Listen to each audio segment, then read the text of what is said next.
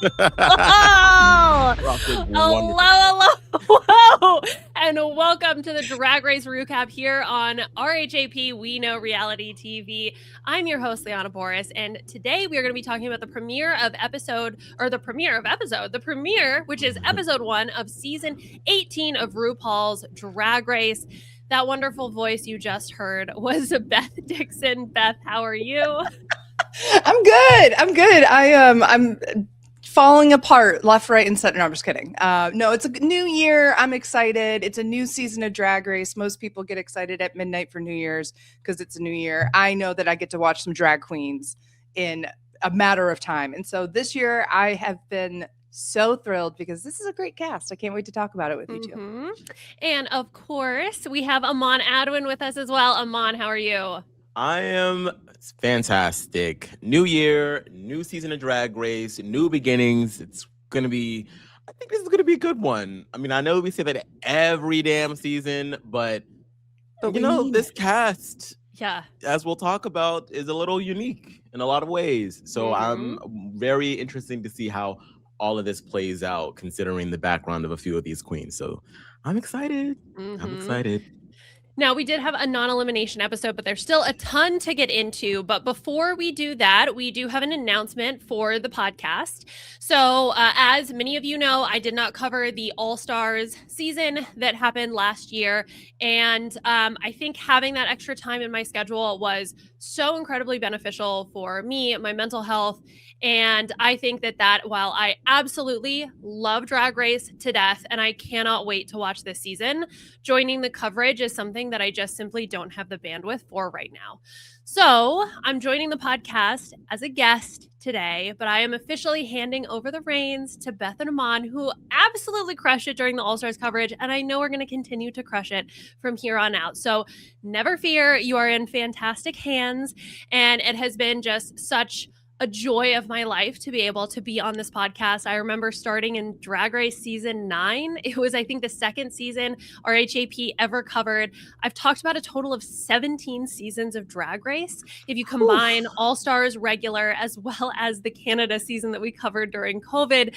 We also talked about one of the UK seasons at one point. I have just been so, again, honored and blessed to be a part of the coverage here on RHAP. And I know that it will continue to be absolutely wonderful, although I personally step away. So with that being said, bitches, we have some queens to talk about. No, we don't just get to skip right to, let's talk about coverage. No sentimental moments. It's like, and now Beth and Aman will have to have their time to process. No, I mean, I'll eulogize me, bitch. I'm not dead. I'll keep mine brief. It's been great. It's always great to record with you, Liana. I'm glad that that you're taking some time for yourself. I think that we all need that, especially with everything that's going on in the world. And Drag Race is a lot of fun, but Drag Race is also a lot. Like, RuPaul is out here getting checks, okay? It's season after season, franchise after franchise. And when you are kind of responsible for covering as much of that as you can for people that really want to be able to digest this media, it's a lot. It can really be a lot, especially on top of all the things that you already have going on in life. So, take the time and it's been a pleasure, and you're not going anywhere. I'm sure you'll be back in from time to time. So yes, exactly it's like Morgan McMichaels. I'm not dead, but I think that perfectly pretty good for a dead bitch. I think that perfectly covers it, right? Like, I feel like Drag Race needs the time and attention, and I just don't feel like I can do that right now. And to be fair, too, like this isn't just, we pop on and we talk about it. There's a lot of prep work that Liana has taken the bulk of over the course of the years. She's led the podcast and, gathering the images and putting together a slideshow for everybody and making sure the files are good to go and scheduling the recording and such. And there's a lot that happens in the background that she's really taken the lion's share of the work for it. I just want to thank her, first of all, for guiding that and to make sure that our podcast has been seen and heard by all of you, but also just want to say, like, thank you so much for showing me how to do it right and do it well, because as Aman and I take the reins, we're All Stars 10 really felt like, okay, we're without our mom now. Like, we're kids in the store having to buy the milk and the eggs by ourselves here. But we will always be so thrilled whenever you have an opportunity to stop in, whenever you're interested in popping by and have the time and bandwidth for it. But Aman and I are excited to talk about the season. And I just had to say, for anybody who's wondering, no, this isn't a joke, unfortunately, and it's also not another one of Ginger Minge's lies. This is oh my God. Can you all believe that shit? That was crazy. I didn't realize how bad that, I didn't realize, oh my God. I mean, we can talk about it later, but y'all, I'm like the Ginger Minge #1 fan, and I've been like, are we effing kidding? Are we kidding? Embellishing for the plot is one thing, but straight up, okay. Yeah, I love it. Listen, Ginger girl, I love you. Let's check some things out and put ourselves in check, and then we'll be a little bit more golden there. But speaking of which, let's talk about the queens that are actually on our televisions right now, in this incredible cast that we have. Because I am truly, as I watched this season, or the premiere, I thought to myself, ooh, this doesn't seem like a cast like we've had over the past, I don't know, 6-7 seasons.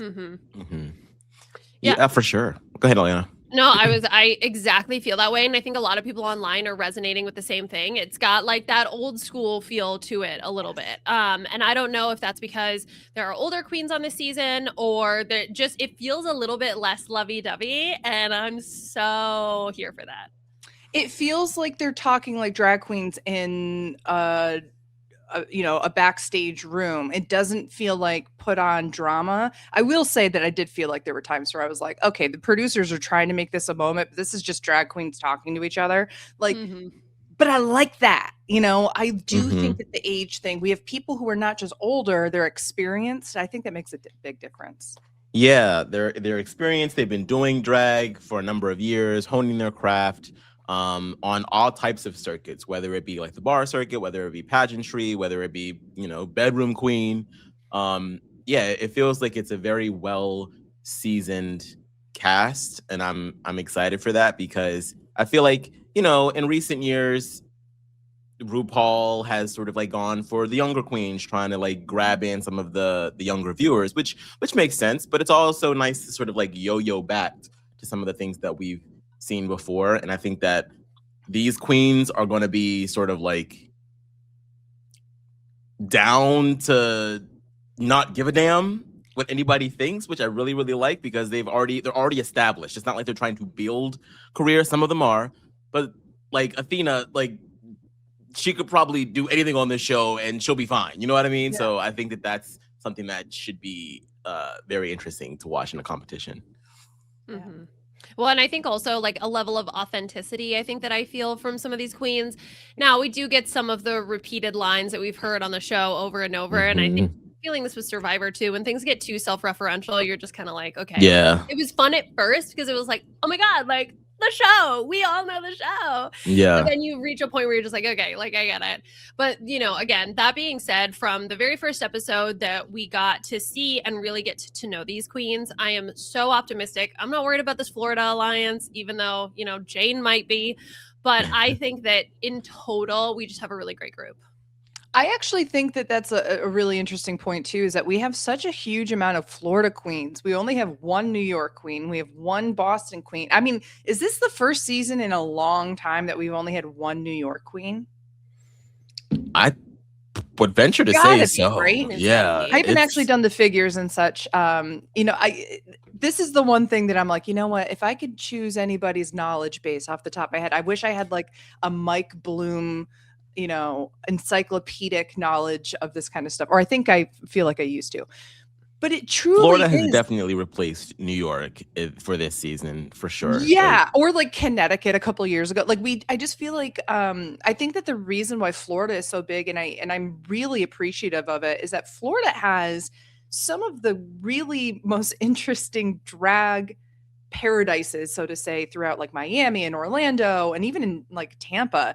And you've got places and people who are, and I think we even have a queen from St. Petersburg here too, but we've got all these little pockets, and you've got pageant drag, and you've got really sexy Latina drag, and you've got all these different kinds of drag styles that come from Florida, along with the very kind of Southern, like, don't try to tell us shit kind of thing. And I think that makes for really good television. Yeah. I just looked at it. Actually, last season there have been 3 contestants from Florida, and then in season 16 it was 2.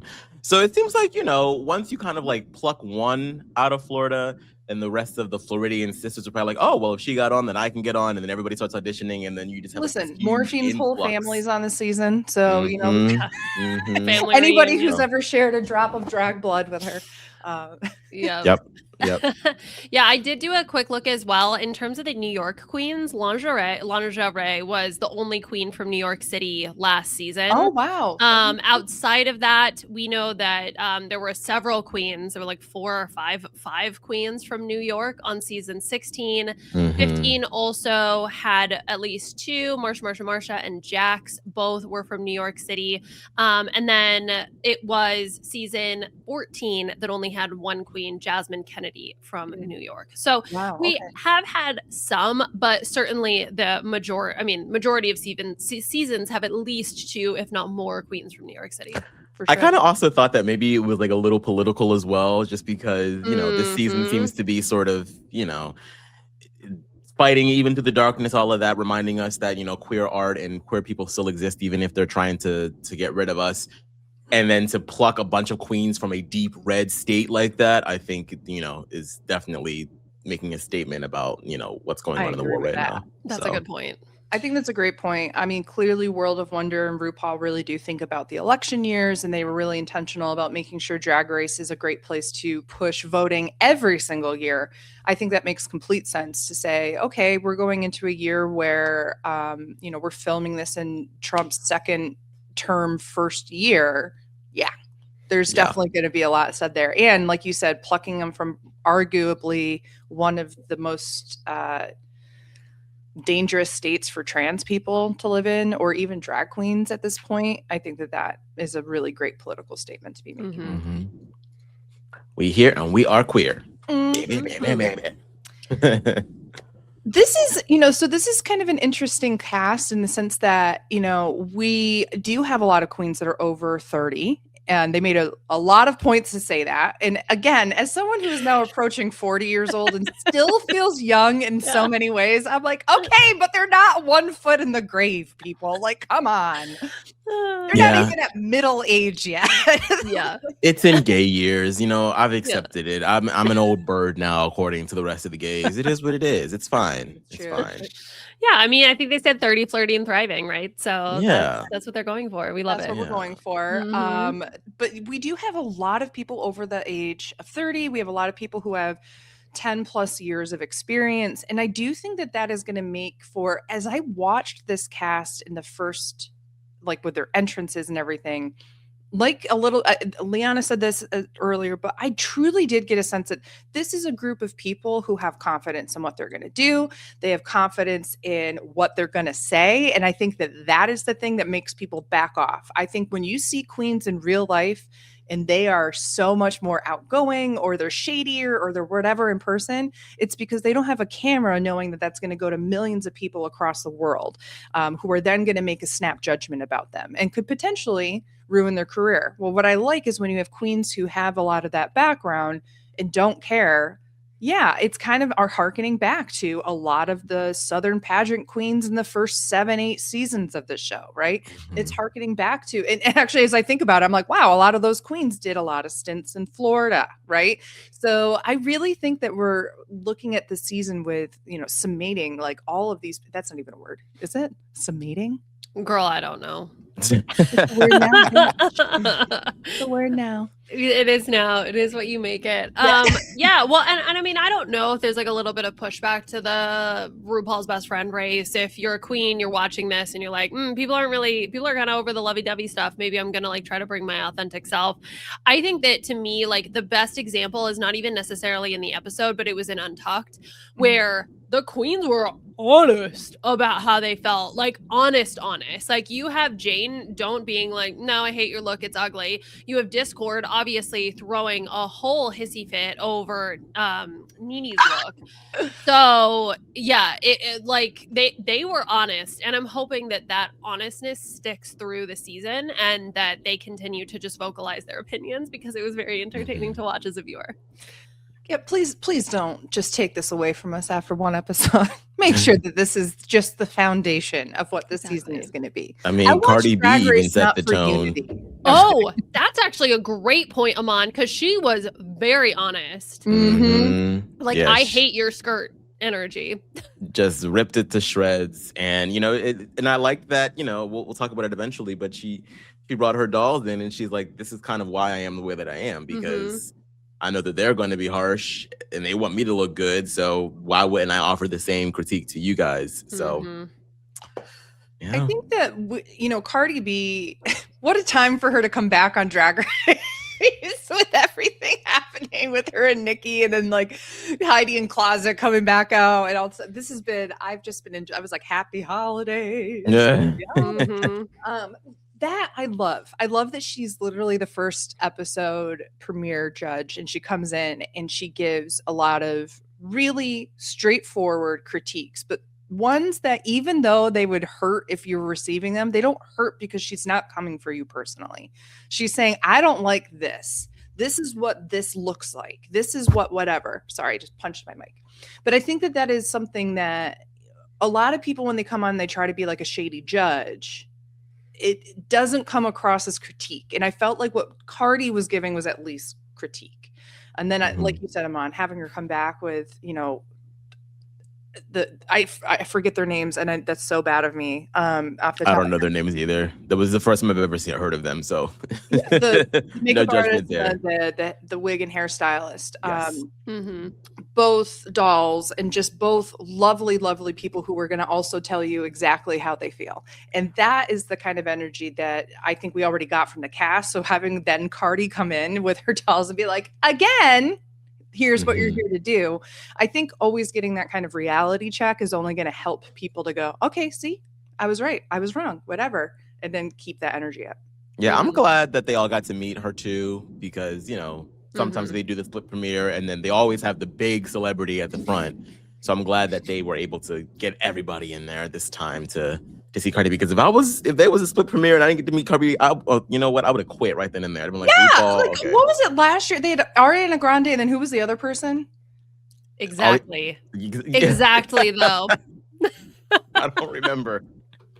Imagine. I'd be so mad. I'd be like, what do you mean that I missed? It was Ariana and Cynthia at that. Frankie Grande's younger sister. What? No, just kidding. Yeah. Well, I think so. For me, I think the other thing too is opening with a design challenge instead of the talent show was a super nice change of pace, because I think being able to just see all the queens all at once thrown into something that they're not expected, and you see, I don't remember who it was, but one of the queens gave the confessional that was like, "Where's the talent show?" Yeah, great. It was Kenya. Kenya, please. I loved it. I was like, yes. You thought she was going to come up in here and do some dipping and diving and all sorts of tricks and whips and all comedy or whatever. You better come in here. You better sit your ass down. You better sew this garment, which she tried. And that's what's going to be. I think garment is a very, very nice word for the creation she made. Sew this loincloth. But can we talk about that? How do you not think about fabric first? Hey, I get it. You're like in the height of the moment. You're just trying to grab all types of unorthodox items to make your thing look as avant-garde as possible, and you forget the baseline of it all. Okay, I'm gonna put it out there, okay? I'm a bigger person myself. The Mhm. first thing I'm thinking is I need something that's gonna cover me. Okay. So the first thing I'm thinking is what is shit I can grab that will cover me? Every other queen seemed to have a fucking giant, shower curtain. And she was like, I got a hat. And I'm like, a lot of hats. She's lucky it was a non-elimination. Yes. And I kind of felt like I could see that coming, just because of how much confessional time that she got. So, but yeah. I actually did think, I was like, oh my God, is she going home first? And they're getting all the confessionals out of her as possible. Like, yeah. Ooh. Yeah. Should we talk about these looks? Yes. So what I did for the slideshow is I've decided to put everybody on one, or put them, both of their looks, their entrance look and what they created on one. So we could go through and just talk about each queen themselves.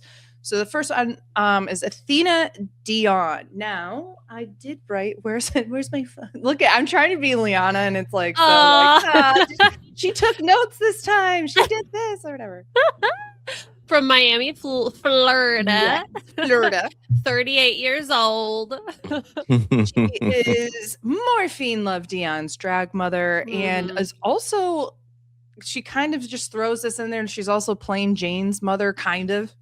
Yeah, that was weird. And then there's no follow-up to that. And I'm like, all I could see was like, I can see the confidence she has and like in the same realm as the confidence that like Plain Jane had without the like, well, from what I've seen so far, not necessarily like the overly snarky kind of behavior. She's definitely giving mother of the season in more ways than one. She got all her damn grandbabies, her 11 children on this season with her. I thought that the entrance look was wonderful, regal, simple, stated, very in tune with her name. And she had a moment in this episode with, what is that girl's name? I don't know these girls' names yet. Briar, what's her name? Oh, Briar? Yes, Brian. Briar Blush. Brian. Is that her real name, her boy name? Because that'd be so funny. That would be hilarious if it was, because I would not stop calling him Brian at that point. But yeah, I had a little tiff with her about like exchanging of goods, having Briar do some work for her in exchange for some fabric and stuff. And I guess Briar decided he didn't want to do it anymore and was like, okay. Well, she's like, I'm not doing your shit either then. But yeah, so she's definitely going to be an interesting one. She seems the most reluctant out of all the 30 plus people to be like, I'm 30, baby. Like, it's like, girl, read the room. Everybody's old. Just be also, you don't look old. So who cares? You don't. Yeah. You look great. Also, why is old bad? You know how it be. Says the girl who's 37 and thriving. Or whatever. Yeah. No, I was absolutely obsessed with Athena from the moment that she walked in. I think it's that commanding energy, that commanding presence. I loved her confessional about they say you have to put your oxygen mask on yourself before you help your children. I was like, great. I love that for you. I'm looking forward to her 6th or 7th place finish. Yeah. No, for real though. I was like, she's giving 5th place energy missing, I know, but while the time she is on my screen, the exuding confidence is so appealing to me. It's so attractive. So like for me, that's absolutely what I latched onto. I do love the fact that she tried a different silhouette. We do learn that RuPaul did give them the critique of, why do I see so many like bodysuits, like shit glued to bodysuits? We see that in Untucked. So at least she was giving something a little bit different. Obviously, it's still form-fitting up top, but it's not exactly the same. It's a slightly different cut. And then obviously she's got the skirt. Maybe some of the color choices were questionable. But for me, I'm just really enjoying Athena on my television screen so far. Yeah. I'm going to do the thing you're not supposed to do with drag queens and say like comparing. It's not an actual comparison, but for some reason between these two looks, I get a cross daughter purely facially, not drag aesthetic. Okay. I'm just putting it out there between Ariel Versace and Alexis Michelle. Okay, I knew Alexis Michelle was one of them. I was just, who's the other one? I think the crown thing is definitely giving New York too, right? So like Statue of Liberty-esque. So like I could see it there. But it's Ariel Versace's more on the pink side. Yeah. I can see that for sure. Wig and all that kind of stuff. But what I like the most about Athena is exactly what you mentioned, Liana, is it's the confidence and the experience to know I have no problem helping people, even my literal drag daughter / granddaughter, but we won't say the G word anymore. She doesn't even help her in that moment because she's like, I got to focus on me. And I think if it's the first challenge, you're on your own, baby. Like, I got to make sure that I make a statement for me. I'm here for me. Right. And I feel like, you know, they haven't said as much, but I feel like at some point you don't want to be known as the queens on season 18 that all kind of stuck together and helped each other and Alaska talks their way to the end. Because this isn't All-Stars, right? This is, you know, everybody for themselves. And, you know, I know that there were people that were having some reservations about an alliance for Florida. Well, she nipped it in the butt right then and there. She said, nah, I'm going to keep myself over here and keep sewing this outfit. Thank you. I also love this idea of an alliance in a show where they have no bearing on eliminations. Yeah. I know. I mean, it could just be they just group together and like make sure that everybody's outfit looks good, make sure that everybody like is never wanting for any supply, stuff like that, making sure they're like going over each other's lines. Like you can really, you know, a little Florida support group could really do some damage if they really came together, you know? For sure. Next up, we have, I just did them in alphabetical order. So we have Briar next, which is even better because we have the wonderful Briar Athena, I'm making you a glove in exchange for materials moment. That was exactly the moment I was talking about that I felt like production was trying to make it like some big thing when it was clearly two drag queens that were just like, and then you were done, honey, and that's it. And blah, blah, blah, blah, and like talking through it. And I was like, good, because you can tell neither of them made it a bigger thing than it needed to be, but weren't willing to just back down and let the other person say what they wanted. And I was like, please bring this energy the entire time. I'm here for it. Where does she get off? So good. I like Briar. I like her. From Boston. And she said that she always has a jet black hair and a great beat, and she is a little thorny when she walks into the workroom, has her hands right on the table, gets, you know, has no interest in saying hello or hugging the other girls or anything. I don't think she's going to last very long. I'm going to be honest with you. I think that this is the token, hey, I'm going to come in here, act like a bitch and get my 15 minutes of fame and then be mad that people don't like me. Queen. That's the impression I'm getting from her. Also the calling card of, I always have on jet black hair. I'm like, okay, well. Wait until Michelle says, Sashay with that jet black hair. See you later. Jet on back to the stage, okay? Jet black holidays. That was my initial reaction too. I was like, oh, can't wait for Michelle to get a hold of her.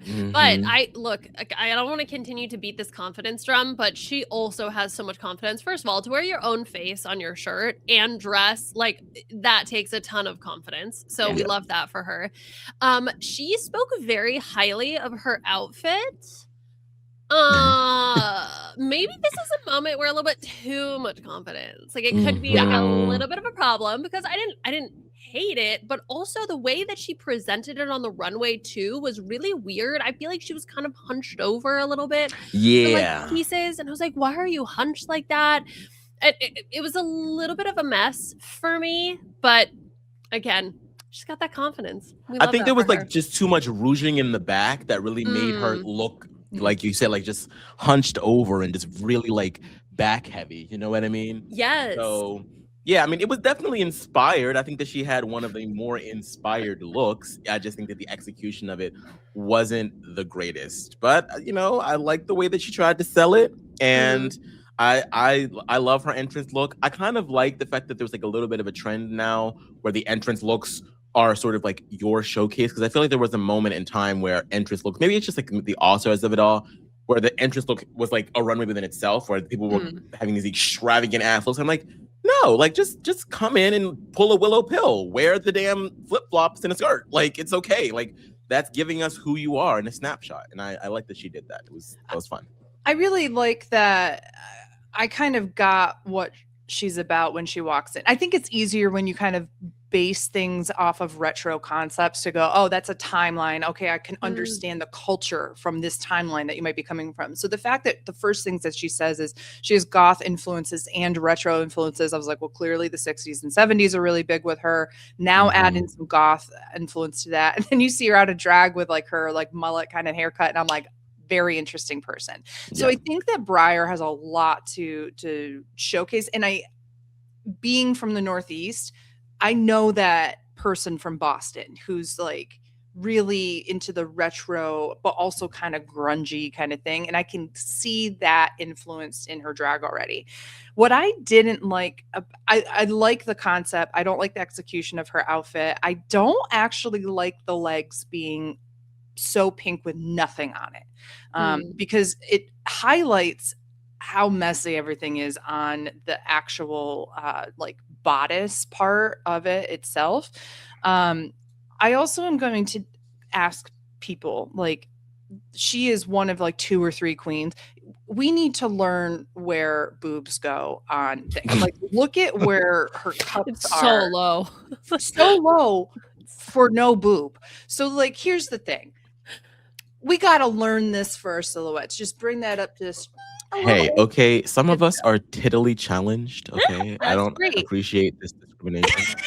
Being tittily challenged is fine. Her nips are not where they are, okay, on that outfit. They would be a little higher. So we got to just go, whoop, just bring it up a little. But there's a couple people who are like that. And I felt like she was one. This was definitely a safe look for me. It should not have been in the bottom by any means. But it was, and I think it was different from everybody else's. I like the fact that she's the cat playing with herself as well. I thought that was kind of cute. But yeah, I'm interested to see what it's like. I feel like she kind of gives Vanjie in the face a little bit in her runway look. Yeah, I could see that. I could see that for sure. Next up, we have Sierra Mist. Now, I forgot the line that somebody said that.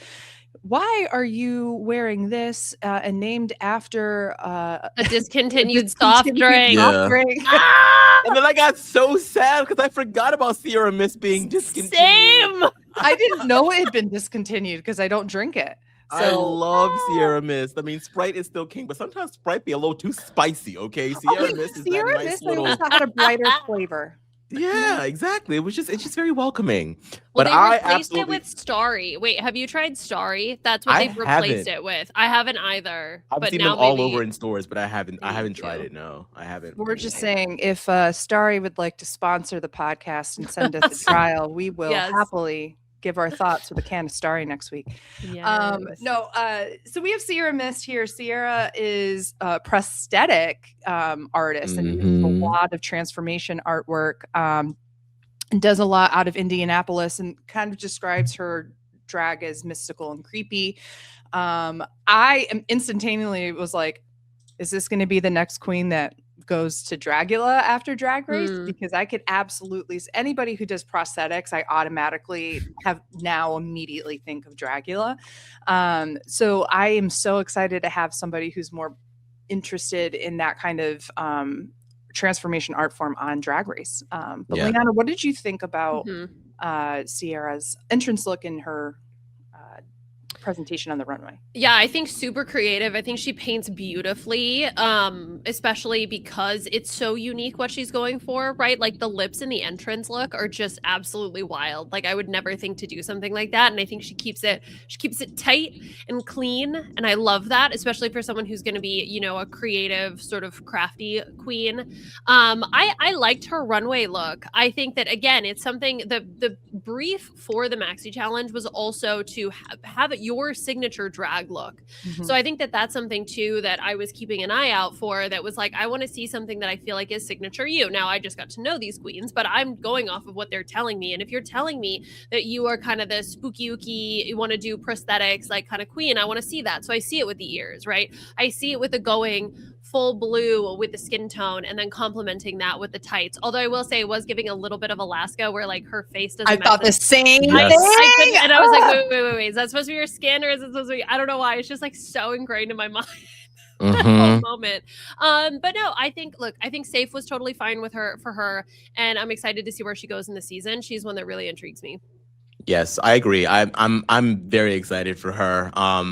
I like that she came in with such confidence about knowing who she is, knowing what her brand is, even when the other queens are sort of like into her face being like, oh, okay, girl. And it's like, okay, y'all are intimidated because this is someone who has a full package and has just given it to you. Both of her looks, the entrance look and the first look, are so like there's so much structure to them. There's dimension. This is someone who understands depth and image and silhouette. So I'm very excited to see all the prosthesis that she's gonna bring to the stage this season. She better work. I agree. I think that she's somebody that I'm always have an eye out for the kooky queen from the Midwest, like, you know, the Uticas, the Crystal Methods, you know, the Diabetes, the Anya Nerves, like all these people have a really good track record on the show, and they come in and they even if they don't win, they're memorable. And she is already, from the entrance look and from this first runway, a memorable queen. Now, I was not blown away by her look by any means and what she made for the runway, but it was a hell of a lot better than the queens that were in the bottom. And so I was like, all right, there we go. I can't wait to see what she's able to do in other challenges. I can't wait to see her runways. There's quite a few queens I'm interested in seeing their runways, and she's definitely on the list of that. For sure. Yeah. Next up, we have Darlene Mitchell. I got to tell you, as someone who is from a small town, this literally, I was like, it has been a while since we had a white trash-esque on the show, you know, but like polished trash, love that. And the fact that she's in LA, even better. She describes herself as the Peg Bundy in drag, but she also describes herself as a bedroom queen, which I don't know if I know the exact definition of that. So my impressions, and you guys can either say yes or no to this, is a bedroom queen is either one that would dress up for the gentleman that would come into the bedroom. Oh, the way I don't think it's OnlyFans. I mean, maybe. But I think that we've heard this term used on the show before. A bedroom queen is typically, I would say, like Sugar and Spice are bedroom queens, right? They're queens that like drag in their bedroom, and correct, and they don't really perform on the circuit. And I think that that's what's an important distinction for her, also, which is the fact that she talks about how she did perform on the circuit as Trash, which, by the way, best drag name ever. I just love it.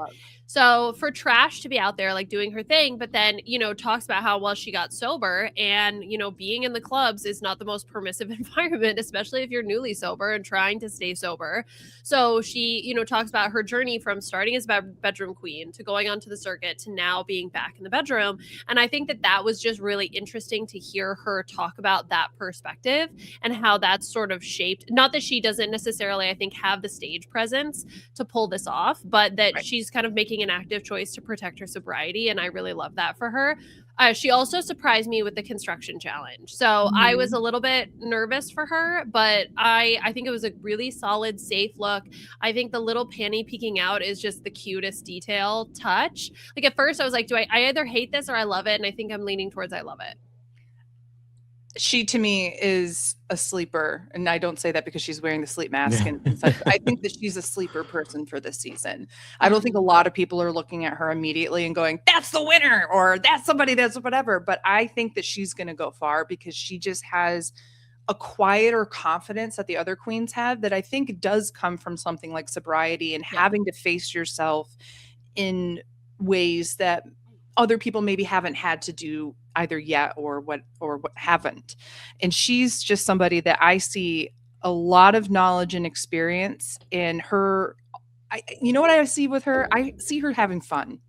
And I think that's the biggest thing with the show. If you have fun with the show and you have confidence in what you're doing, you're going to go far, period.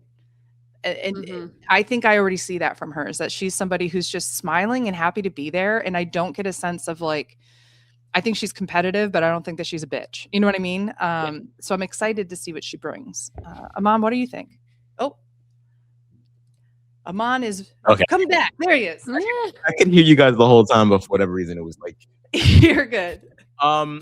Yeah, I'm interested. I'm interested because I'm glad that you reminded us about the sobriety choice thing, Liana, because I was like, wait a second.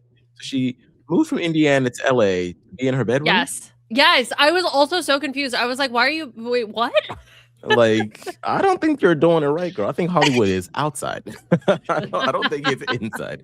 But that makes sense. That makes sense to really, want to protect yourself but still enjoy the art form. And being a bedroom queen in this day and age is viable. You can get a lot of attention on social media, TikTok, all that stuff. So I like that she kind of has like the best of both worlds, where she has done she's been in the bar circuit for 5 years. She's done the bedroom thing for 5 years. So I think she's a nice sort of like amalgamation of like everything that you can do with drag. I just hope that she is able to allow her personality to really shine through a little bit more, because I do feel like she is a bit muted in comparison to some of her sisters. Yeah. She's just a little bit more on the quiet side. But both of her looks are completely adorable. I love the Miss Greentown hailing from by way of LA. That's so funny to me. And then she really went full bedroom queen by having a slumber party look for the first look. I thought that was very inspired, very well done. The color palette is just amazing. I love the little ZZZZ thing on top of her head. Just really, really good. Very well done. Did she is that the same wig but just reshaped? I don't know. I think it's some color in that one. Different. I think it's different. Because I was going to say, if it's the same wig and she redid it, then we know the girl can do wigs too, which is pretty incredible, because obviously we see the same wigs happen all the time on Drag Race and they're just redone, but sometimes they're not redone really well, that you're like, oh, it's just the same wig.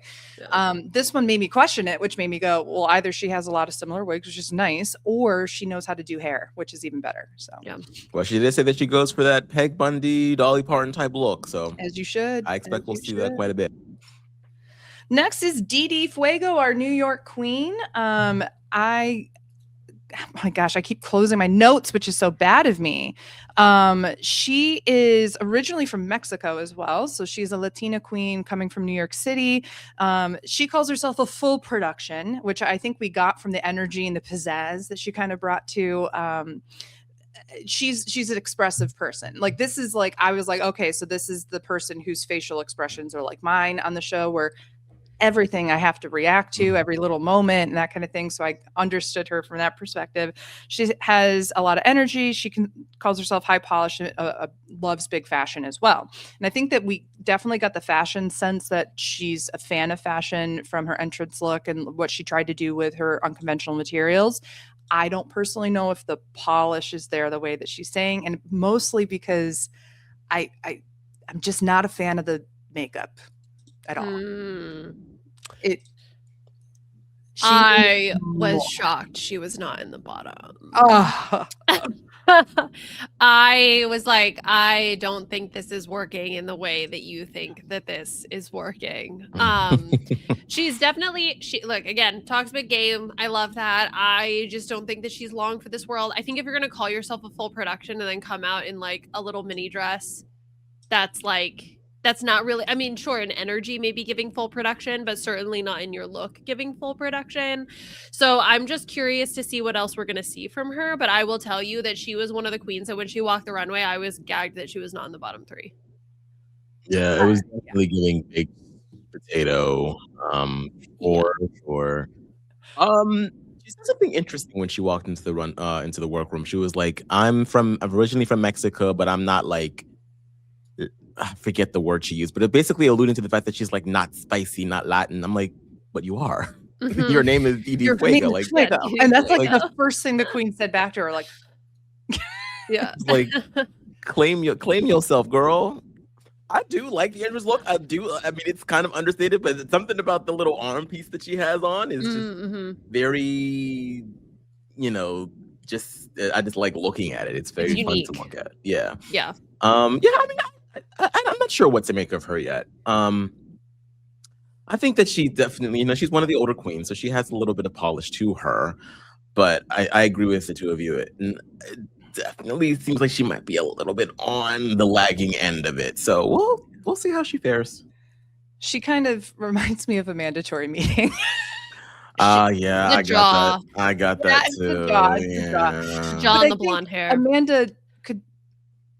Amanda did way more makeup and it wasn't polished. She does way less makeup that is polished, but I need her to apply more, if that makes sense. Mhm. I truly think that if we saw Dee Dee's beat in like a year or two after being on like the drag race circuit, it's going to be pretty incredible. And I think can see it's that. going to look pretty damn beautiful. I mean, not that she doesn't look beautiful, but I just think that like there's so much more she could do if she's interested in that aesthetic and style. Mhm. Next, we have Discord Adams, who is somebody I've known from online for a long time. And my God, I was not expecting such a diva, and I love it. I love that she looked at Cardi B right in the face and said, "Everybody here thinks I should have been in the top. What do you think, Cardi?" And I was like, I couldn't believe it. I had to pause it. I was like, oh my God, I'm scared. I just can't. I mean, I consider myself to have a lot of confidence, and oh my God, never in a million years, never, ever, ever would I ever have done that. So I can't even tell you how happy I was that she did. Because the fact, I mean, look, I think that her runway look obviously is gorgeous, but the only thing everybody's talking about is her runway walk, right? Like, this is when selling is such a big piece of the runway. Yeah. she should be so happy Naomi Campbell wasn't there. Oh my God. It To was. do the runway walk that they did in All Star 7, the first episode. People have been posting this clip from ANTM, I believe, season 3, with contestant. Her name was Shiomara. It was a casting episode, and her walk was crazy. But more so, I mean, if y'all are fans of ANTM, y'all should go and look at the casting episode of season 9. And there was this girl named Mila. Same exact walk where like you're like leaning back a little bit, like legs forward. And what made it worse for Mila was that she had like these chunky clogs. So she's just like clunk, clunk, clunk, clunk, clunk. That's all I saw when she was walking. That's all I will ever see. I hope she fixes it. Because please. Discord pelvis first. Walk into the room pelvis first.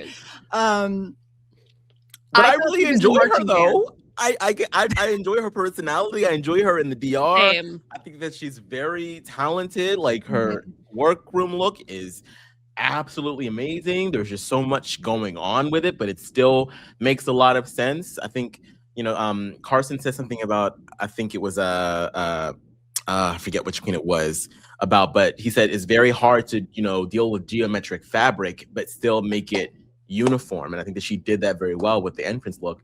And then, there's a lot of like inspiration when it comes to her runway look as well.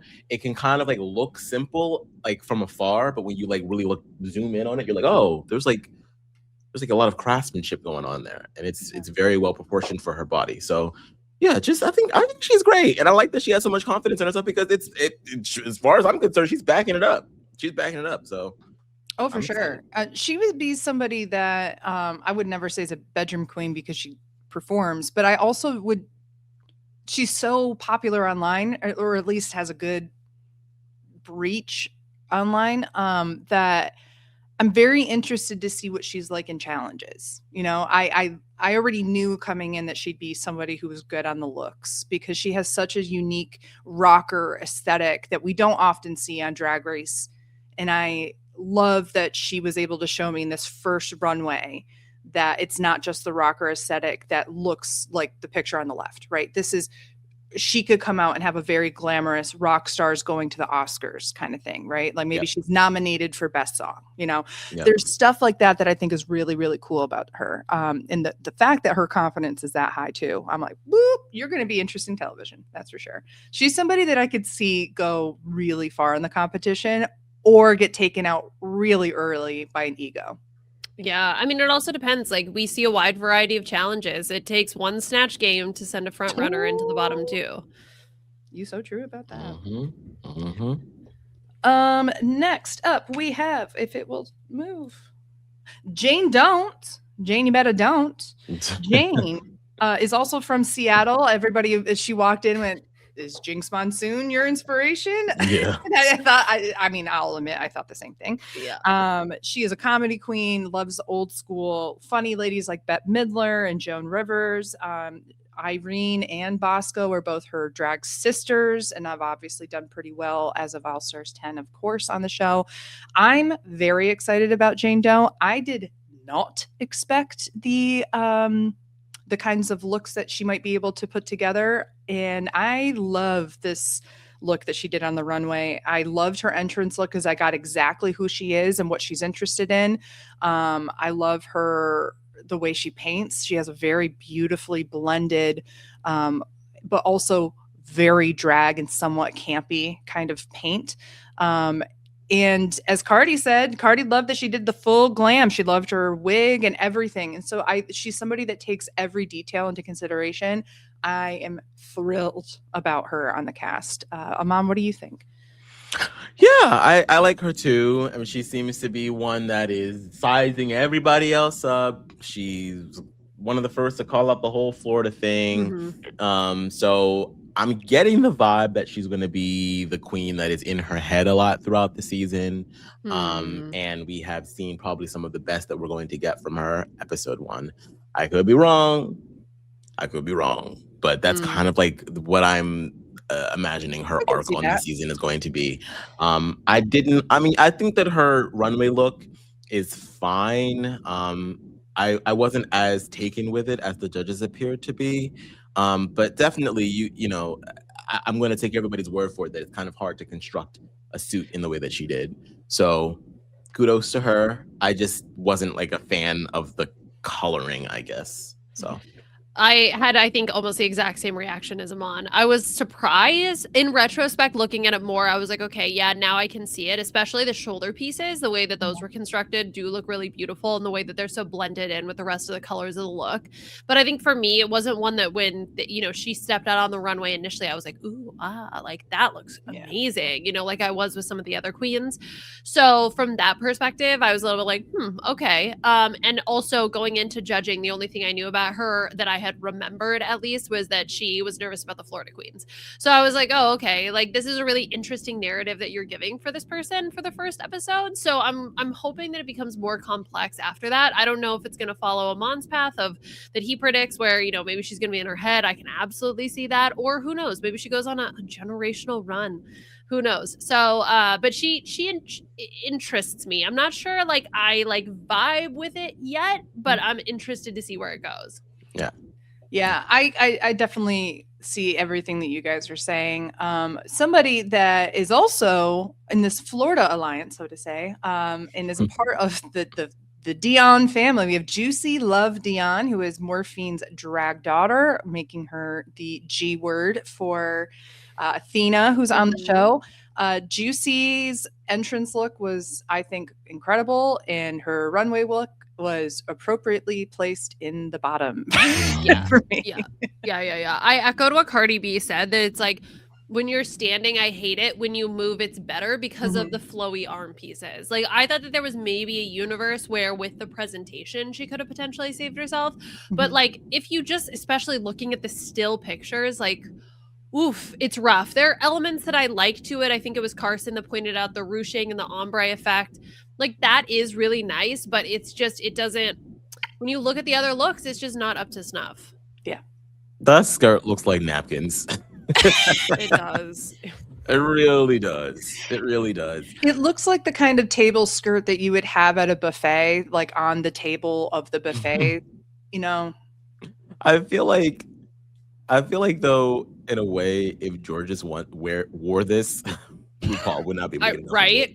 There was Aman, I had the exact same thought. I was like, that's why I thought there was a universe she could have saved herself, because I was like, if this is a Georges moment, there's a universe where she's gonna be okay. Yes. And she was saved. Like she was out of the bottom too, also, which I thought. I mean, it didn't matter because nobody went home. But yeah, I was surprised. Yeah, she really does look like Bambi. I can really see it in her face. Yeah. Yeah. She worries me in terms like. There's a confidence in and I don't know how to do this and that, whatever kind of thing, that I'm like, but is there an openness to learn? Because I think the openness to learn is always important in anything that you do. If you're open to understanding new things, and whether or not you go with them can only open up your mind and give you more attention to detail for the things that you do. Mm-hmm. The fact that she's so charismatic and can get people to help her and that kind of thing is great. She gives me the vibe that she's going to rely a lot on dancing and look. And I hope that doesn't translate to I'm always a lip sync person, especially given Morphine's legacy on the show. I could also see her bringing it out in like an acting challenge or something where she's just silly and goofy and RuPaul just loves it because she's cute, you know? Absolutely. I hope that she goes far because I love like her wig and the entrance look. I love the two like little spikes out here with everything else being kind of billowy. Like it's just a unique little thing that I think it like elevates her eye makeup. It gives more of the point from her eyes as well. Like there's just little things like that I think are really cool that I don't recall seeing like this. And I think that she has a really unique look while also representing her family's look pretty well as well. So I'm excited. I'm just waiting on either her mother or her auntie to send her home. They're going to do it. 1,000%. They did Sugar and Spice. Come on. They're going to do that. Yeah. Kenya Pleaser, my favorite name of the season. Incredible. You learn everything about Kenya from just the name itself, which is comedy queen for sure. Confessional queen. We're definitely getting that from her. But Kenya is like the second person who came in. She's a Lizzo impersonator. She's very charismatic. But I got to tell you, from the entrance look and now this, I'm really worried about the runways with her. Kenya. Oh, baby. Get it together, honey. Because it is not looking good. Kenya, get it together. Yeah, honestly. Because, I mean, personality for days, very funny, there to have a good time. And I do like that even when she knew that she messed up, it didn't turn into like a tear fest. It was just like, damn, fucked up, y'all. And on the runway, you know, RuPaul's like, this is what the competition is about. We are giving you unconventional materials and you're supposed to make it work. Like, still make it work. I understand you forgot the fabric, but make it work. And she's like, you know what? Absolutely. You know what I love the most about that, Aman, is that RuPaul said, you know, you're going to come on the show. Why didn't you learn to sew? And she goes, I actually do know how to sew. It's just the unconventional materials of it. And then I love that RuPaul was like, well, that's the whole point of the challenge. And I wanted to be like, no shit, RuPaul. Why are we talking in a circular conversation right now? But I do love that she stood up for herself at the same time took accountability. There's a humility in that I will always root for. Yeah, I loved her confessional about when she was talking about how the hats just fell apart, like they started to fall apart. It was like, because God hates me. That was very entertaining. I enjoyed that God moment. hates me today. Yeah, exactly. So I was like, oh, I need you to stay on my television screen a little bit longer. It was so funny because the moment she walked in, I was like, oh, she does look like Lizzo. And I was like, oh, thank God. When she gave the confessional, I was like, I'm a Lizzo person. I was like, okay, thank God. Yeah, when Athena said that, I was like, wow, because she black and she big? Come on now. Exactly. And then I was like, okay. I was like, oh no, I'm being bred. Like, check yourself, Liana. Check yourself. Just like checking with Athena at the same time. Because Athena then also said it out loud and then they show her. Yeah. Like Lizzo. Look, she's lucky with the I mean, look, I think that she probably could have won the lip sync, right? Just like from the limited amount I've seen so far, but I'm happy that we get to see both her and Mandy a little bit longer. Yeah. She was so funny when right before the lip sync, or like right after the lip sync, she was like, "I'm gonna shit." She's gonna be fun. I'm going to, vomit or something like that. It would not have been funny. But when you have a queen that's like, "I'm about to shit," there's just something about that I'm like, you're right. That is funny, and I'm happy. She will definitely be one of our narrators this season. 1,000%. For sure. 1,000%. Next up, we have Mandy Mango. Go for it, Aman. Go for it. Okay, first of all, don't think that her runway look was that bad. Yes. She should not have been in the bottom. Agreed. She should have been in the bottom. But secondly, she's everything I want to be. She's from Philly. She's a nurse. I'm from Philly. I'm trying to become a nurse. So when she was about to be at the bottom, I was like, no, please. Not the nurse. Send me home. Do it. Don't send me home. I do agree with some of her sisters, though. The makeup for the entrance look was a little. I was like, you might need to spend a little bit more time. I know that being a nurse is a lot. I get it. But you gotta, if you knew that you were coming on this show, child, you needed to take a little leave of absence, put in a little 2 weeks, do a little workshopping on that face because it's not looking good. Okay. I'm just saying it looks a little hard around the edges. Yeah. But I A love little workshop on that face. I mean, I know what you're saying because it's like so true, but at the same time, beautifully poetic words from Aman Adwin, everybody. But I still feel like her runway look was not as, and Cardi was talking about the flower placement. I was like, what's wrong with the flower placement? Like maybe the little tassels on the end, or that's maybe what I think she was talking about, is that she hated the tassels on the end, which I 1,000% agree with her. And I know that the outfit's coming apart, but I'm like, why can't that be okay? Because it's the material. Like, I think that that's okay. What I'm not okay with, again, is the breast placement on her. Like, shoot, bring it up a little bit more. She strikes me as somebody who has like a really unique sense of camp and style and influences, but doesn't have it down yet.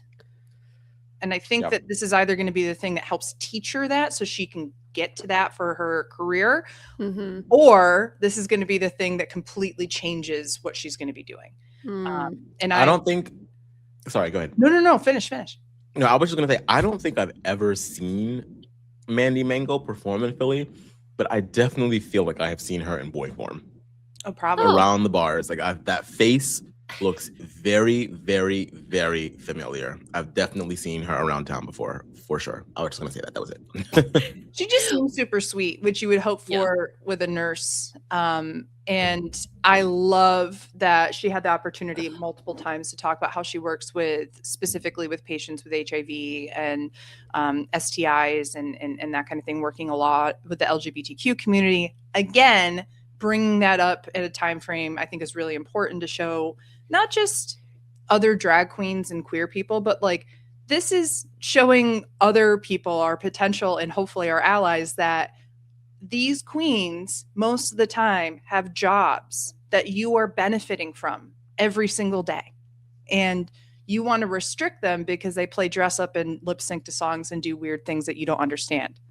In their spare fucking time. In their spare time. By the way, I saw her in the bars, guys, not in the clinic.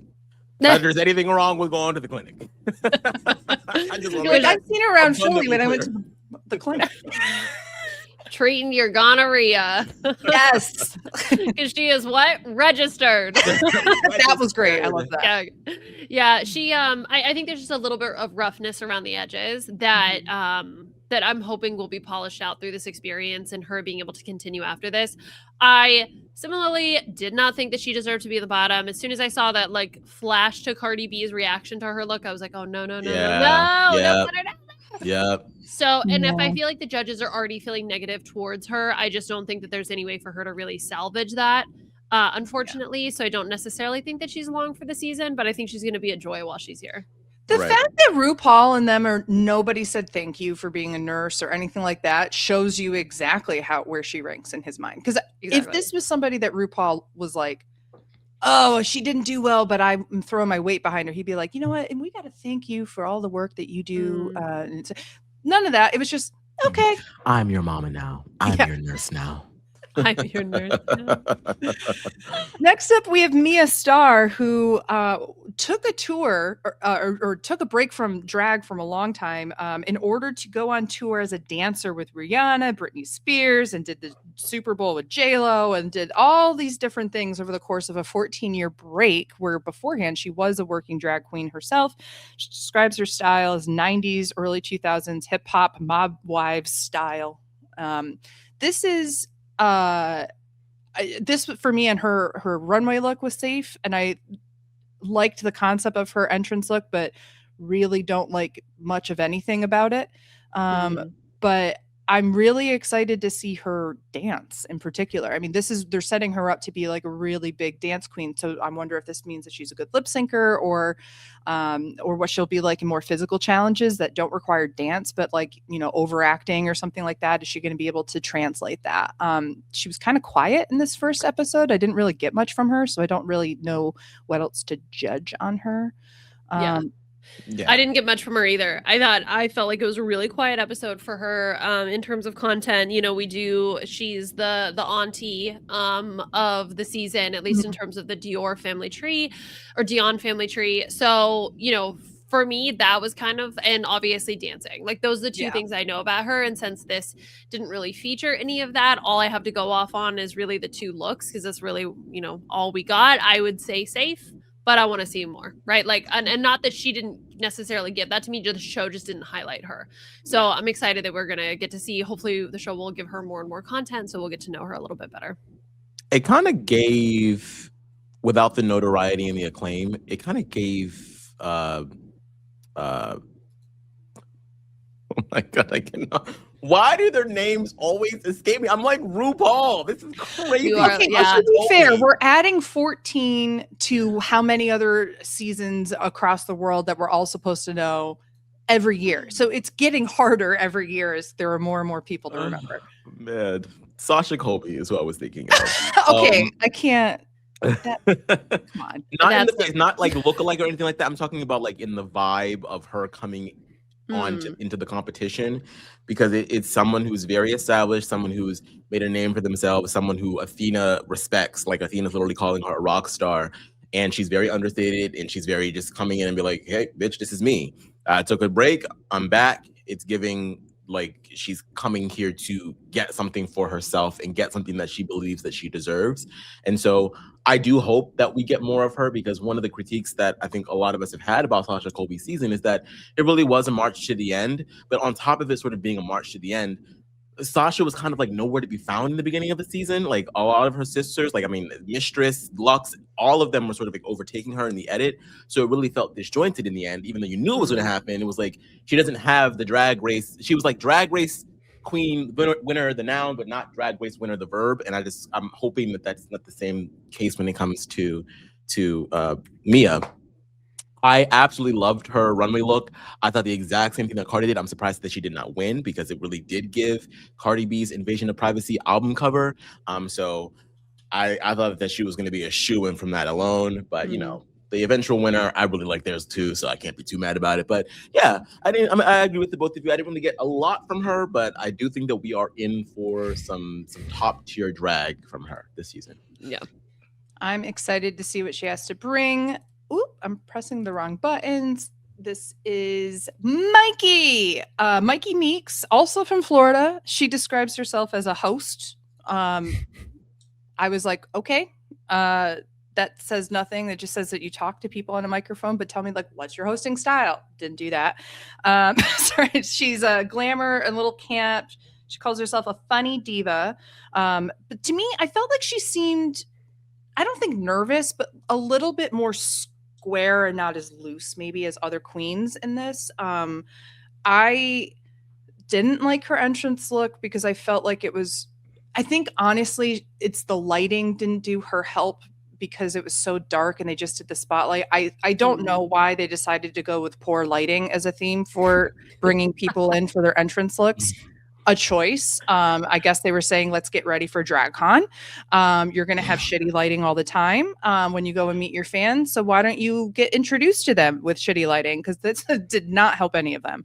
But the fact that her arms, she's a smaller queen. So the fact that her arms are covered and then it gets cut off at, the thighs, it just really stunts her in a way that if she had even a half sleeve or something, having a little bit of the skin exposed up top would, I think, lengthen her in different ways.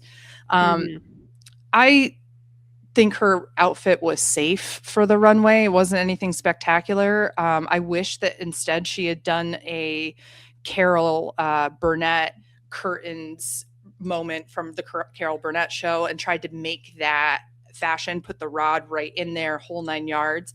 That would have, I think, certainly for the RuPaul's of the judge panel, they would have been like, oh my God, this young queen knows who Carol Burnett is, like slay, you know.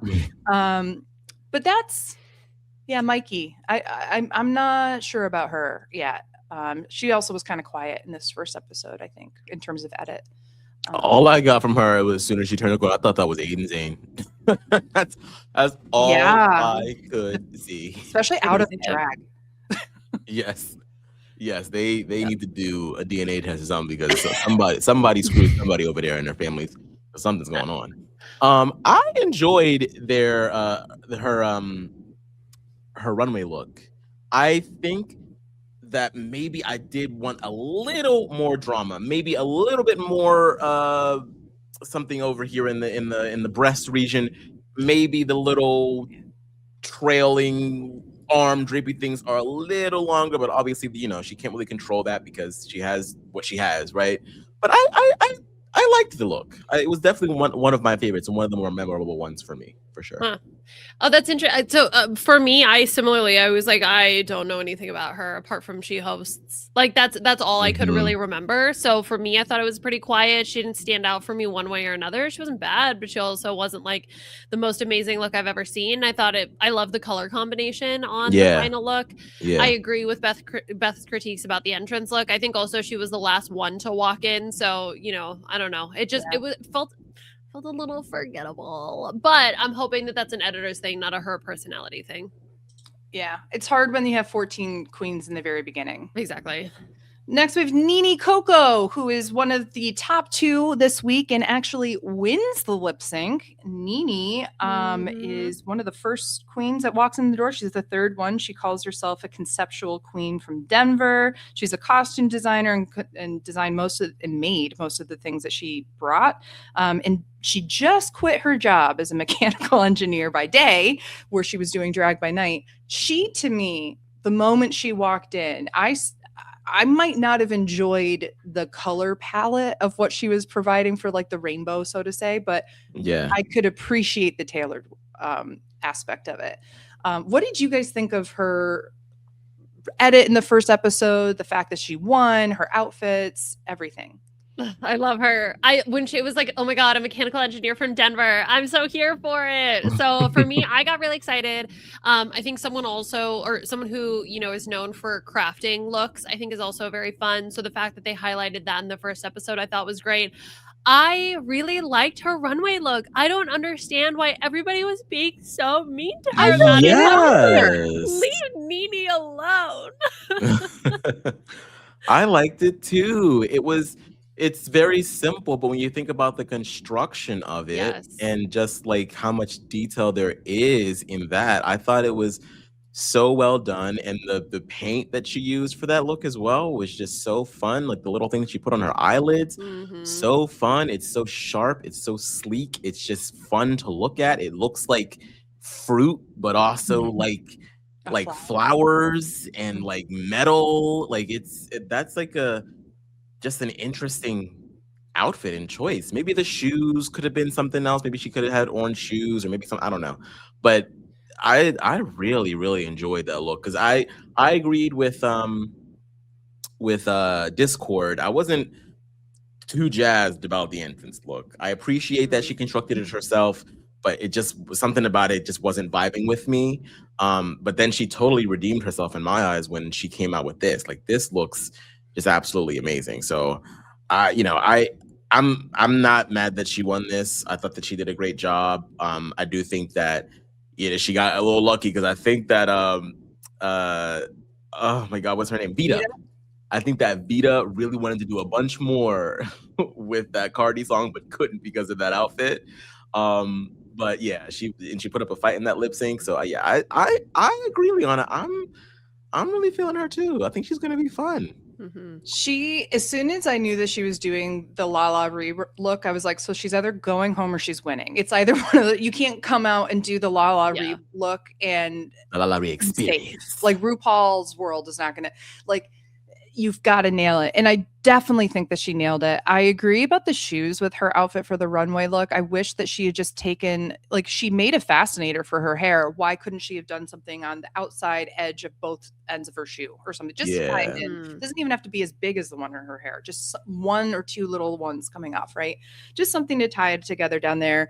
I think that I liked her outfit even more after the lip sync, because when you watch the lip sync, Vita's stuff is falling all over the place. It is all over the place. Not a single thing that I saw got undone, and she was moving, and I'm just sitting there going, like, I would have gotten several paper cuts doing that lip sync if I had an outfit of paper that looks like it is so sculpted and in place. I thought that she really, like, the lip sync kind of nailed the outfit for me. I was like, oh yeah, she definitely deserves to be in the top two, because you see it in action. Yeah. Seeing in action, yeah. Yeah. Again, the fact that nothing fell off and the way that she was moving was all over the place. Yes. That's really impressive to me. I mean, what a mechanical engineer. I love it. I just love it so much. And last but certainly not least, as she's also in the top two this week, is Vita Von Teese. Vita is also a well-known Southern pageant queen. Vita Von Teese Star, sorry, her last name is Star, which I didn't get any. Is she related to Mia Star? Are they from this? Because it's Star spelled with two R's, I think, for both. Didn't mention it, so I don't know. But so she's a pageant girl, sickening, and an icon, as other people have deemed her, and she's deemed herself. She's won a lot of different titles, like Miss Empire, and she's also a designer, makes a lot of her own stuff. So what I love the most about her is just the wealth of competition that she's already had. And she comes in like not just any other pageant queen. She comes in as like the pageant queens who have really taken the competition by storm. So like the Sasha Colbys of the world. Like, I felt like there's a quiet confidence, yes, I'm going to allow people to look at me in the way that, you're in awe or whatever. That's great. But I'm not also going to make that my whole personality. I know that I'm awe-inspiring, and because of that, I'm going to keep my craft going. That's the energy I get from her, and I'm automatically a big fan. She's like currently my winner pick. This is, I love her so much. That quiet confidence. Yes. Yeah, I think I can absolutely totally see that. I guess I was expecting a little bit more in the lip sync from her. Maybe there were some moments where she didn't necessarily know the words, so I don't know. I would say the second half of the song. Yeah, so for me, that was a little bit of a ding on what I would have walked away, because I think she would have absolutely won this challenge if it hadn't been for the lip sync.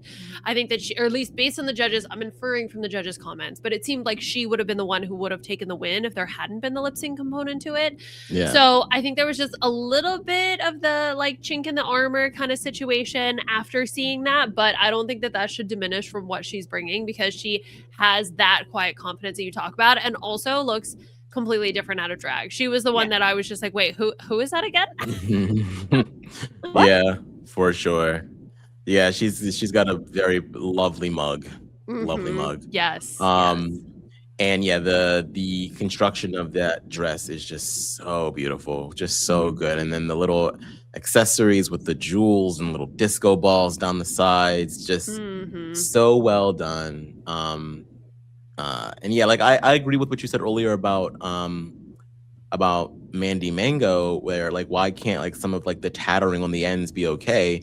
Because even for Vita's, it was tattered, but that's because of like it's a damn umbrella. Like we wanted her to do iron an umbrella, it's not gonna work. Like so yeah, I thought that it was just so well done, and also a little homage to Invasion of Privacy. I wonder if they all kind of like had similar ideas. So yeah, just I'm excited for her as well. I think I can kind of like what I said earlier about Mia Star, I kind of see it a little bit here as well. I don't think she's related to Sam Star, because I think Sam Star is just one R, but they're both from Alabama, and Sam posted a picture of the two of them earlier this week. So she's rooting for her girl. So that'll be fun. It'll be fun. Well, Alabama Queens the past 2 seasons had really good track records, so we'll have to see how Vita does. But that's all the queens for season 18. I thought we had a really good first episode. I'm excited to see what these queens bring. If you all had to guess who the first boot is going to be, who are you putting your money on? I don't want it to be Mango. Mandy Mango. Yeah. But like I'm just nervous that she's not going to be able to come back from the impression that the judges seemingly have of her already. Yeah. I'm also nervous for Didi Fuego, but that could be a Liana feeling, not like a judge feeling. No, Dee Dee's on my list just because I know the first time she lands in the bottom, they're gonna like really question the makeup and like all that kind of stuff. Or if she's in the top, they're gonna give her that. I'm just Michelle's ready to give her a list of this is what you should do with your lips, and you should do this, and you should do that, or whatever. So I'm really nervous for her for that reason. I'm a little nervous for Mikey and Mia just because they had very. For queens that come across as mostly polished and have like that kind of thing, they also just such quiet edits that I don't know if that means what that means for them in the first couple. I'm also a little nervous for Juicy. Yeah. I mean, it is the I think I'm the most nervous for Juicy. I think if I had to guess, like who might be a first boot, if not Mandy Mango. But again, they put all 14 queens in the premiere, so some of these queens were just not going to get a lot of airtime. So I'm hoping that the second episode we get to see a bit more of the personalities of some of these queens. So, Liana, who's your winner pick in particular? Because oh my god, I want to say Nene after this episode, but I saw the preview for next week and it does not look good. So maybe I don't. No, you know what? I'm gonna go with it. I'm gonna go with Nene for the winner. I think that's just where my heart speaks. I don't know if like that's not the head pick, but that's the heart pick for sure. Really fair. I think I'm going with Vita as mine. Yeah. What do you think, Aman? You know what? I'm gonna choose a bit of a dark horse here. I want to go Discord. Ooh, I'm good with the Discord pick too. I think that I could see her either doing the same thing as like Athena, being like the 5th, 6th, 4th kind of person, or I could see her being top 3 for sure. She's kind of giving me Cameron Michaels, but with more charisma. Yeah. With more confidence. Not to be reactive, but to be proactive with the shade. I think that, I think that I'm just saying. Any other thoughts from this episode? No, I'm excited. This is this will be a good one. I'm hopeful for, and I'm excited to be back. Happy New Year, everybody. I think it's going to be a good one. I really feel it in my bones. Like this just feels like such a fun cast. I can't wait to see how it plays out. I can't wait to see how this plays out. Excellent. Well, Liana, unfortunately, I know that this was our one episode with you already planned, at least for this season. We'll see if there's others that pop up along the way. But what are you up to that people can catch up with, or where do you want to be found? Yeah, so Puya and I are chugging along with the Puya and Liana Lounge, the PAL. You can check that out, puyaandliana.com, or find it on Puya's social media, my social media, Liana RHAP, if you want to check that out. So yeah, that's what we're doing, talking about nonsense, talking about traitors, Survivor 50, getting all our thoughts in before those seasons kick back up in the new year, which is 2026. I can't believe we're here. We're in the year of Rob Sesternino, Monet Exchange, and Taylor Swift's mother-in-law to be being in a house within a week, and we have to just pretend life is normal. The fact that Rob and Monet spawned in the same car, I think it was. I just want to make sure that I say this one more time for the record. 2 weeks before Rob left, Aman and I got to see Rob in person, and I told him up and down, we got to try to get Monet Exchange to come talk about Survivor on RHAP. I don't want to have her come do Drag Race because she's going to want to get paid or whatever. That's fine. But like, she would come talk for free, I'm sure, about Survivor. Like, you've got to, she'd be so much fun, blah, blah, blah, blah, blah. And then he's like, tell me a little bit about Monet. And I told him everything I could about Monet. And he was like, oh, that's really cool. Do you know other people that you are interested in getting on the podcast? And I just talked about other people, whatever. Didn't think anything of it. 2-3 weeks later, he's in a castle with her. And I want to say that if they work together, or if he feels like he knows a lot of good information, your girl helped. Love it. Beth produced the show. That's right. Yeah, that's right. I am the producer of The Traitors. I'm excited for you all to see this. No, Aman, what are you up to? Where can people find you? You can find me everywhere at Aman Adwin. I am still going strong with Matt Liguori over in the Diary Room, where we are very, very close to finishing up round 1 of the Big Brother bracket, where we take 6 players, 3 different matchups, 3 winners, 3 losers, as we whittle them all down to determine who is the best Big Brother player of all time. So check us out over there. And that's it for me. And I'm Beth Dixon. You can catch me on Blue Sky at Dash Dixon, I think is what it is. And then Instagram at AugustaWind11. I'm chugging along here with the RHAP We Know Reality TV Drag Race coverage, but I'm also going to be joining Mike Bloom to talk a little bit about one of the Survivor seasons coming up, players for 50 coming up. So I'm excited to speak with him. And we will be back next week. Elisa Mon and I will be. And we're excited to carry on the rest of the season with this cool cast. We want to thank everybody behind the scenes at RHAP for all of their hard work. We want to wish you all a happy new year. And we will see you next week. Bye-bye-bye-bye. This is RHAP. We Know Reality TV.